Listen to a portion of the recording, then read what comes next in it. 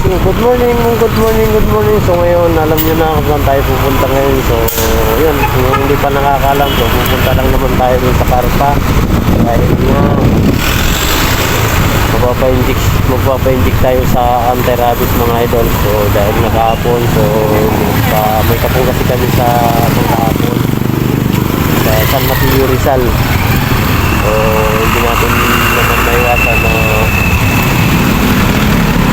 kapag tayo ng pusa. So dapat hindi tayo magpapakulat. Wala tayo nagawa dahil dalawang pusa pa sa atin ang gumagat kahapon.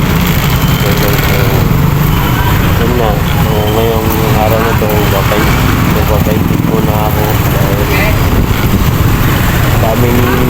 daming kagat sa akin. So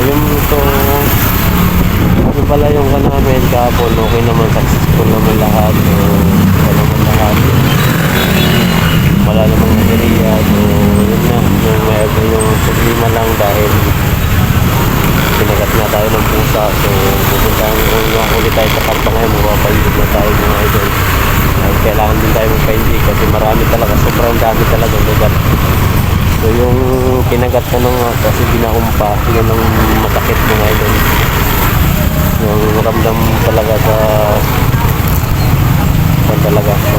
buto. Yun.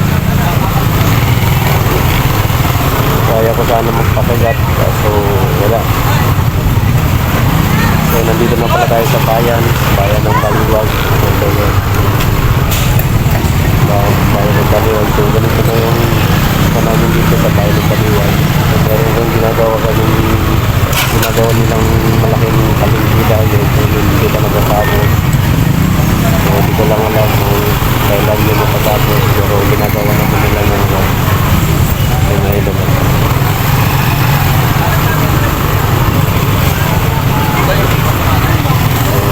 So ito mga idol, yung mga sagat ko, galing sagat. Ito sa dalawa nito. Galing sagat yung mga idol. So tara. Dalawa kami nakilag kahapon na grabe yung pusa. Grabe na daw kasi pusa sa amin ay nagmagat. So mga idol, malapit na tayo sa Carpa. Then yung mga idol, nandito na tayo sa Rugay pa pala to. So dito sa trabaho sila dyan sa Kasilia sila nun. So dito sila. So nasa Rugay na tayo. So mga idol, dito sa Carpa na nga. Mga idol yun.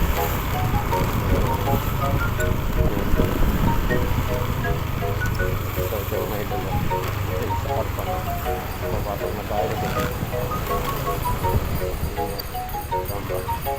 Tatanong tayo kung saan pwede. Tara, paparking muna tayo. So yun nga mga idol, wala sa Carpa by schedule daw. So dito tayo sa tawag to, yung sinabi ni ma'am sa yung pangalan animal type ng kalapatid. Mga idol, type. So tara, ito yung mga idol. So nakaayaw ko naman so yung kagat ng pusa.